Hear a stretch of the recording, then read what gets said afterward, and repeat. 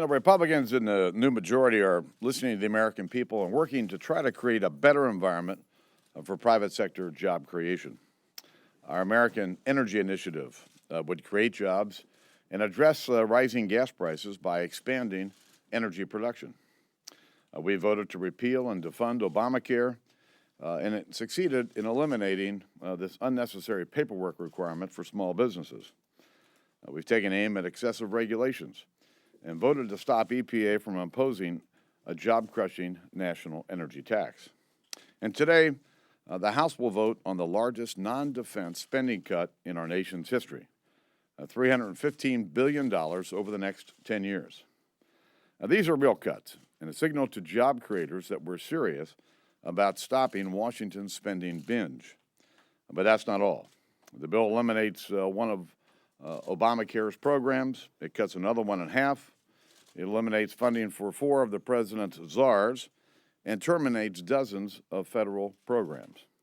It means Washington will spend $78.5 billion less than what the president wanted to spend for this year.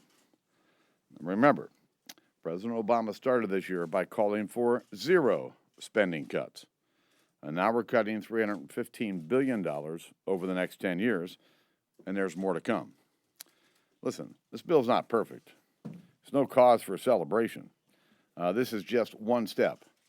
And the next step will come tomorrow when the House votes on Chairman Ryan's budget, the path to prosperity. Now, let's just take a minute to compare the budget that House Republicans will vote on as compared with what President Obama has put forward. Chairman Ryan's budget spurs job creation. The president's budget locks in job-crushing spending hikes, a big tax increase, excessive regulations that are causing uncertainty for small businesses. Now, the Ryan budget cuts $6 trillion over the next decade and pays off our debt over time, while the president would add nearly $9 trillion to the national debt. The Ryan budget protects and preserves programs like Medicare.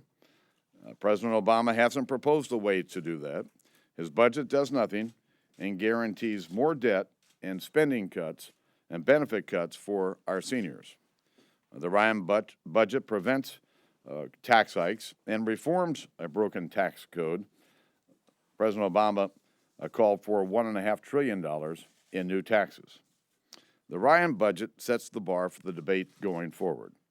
And President Obama has not produced any kind of a plan that would match it in any way.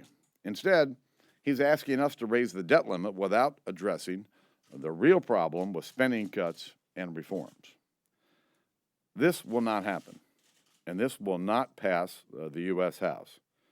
Instead of joining the discussion yesterday, the president gave us more of the same.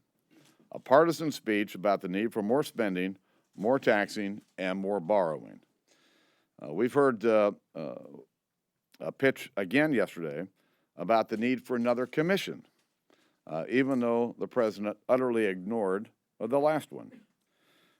So the American people are demanding leadership to help create new private sector jobs and address our spending-driven debt crisis.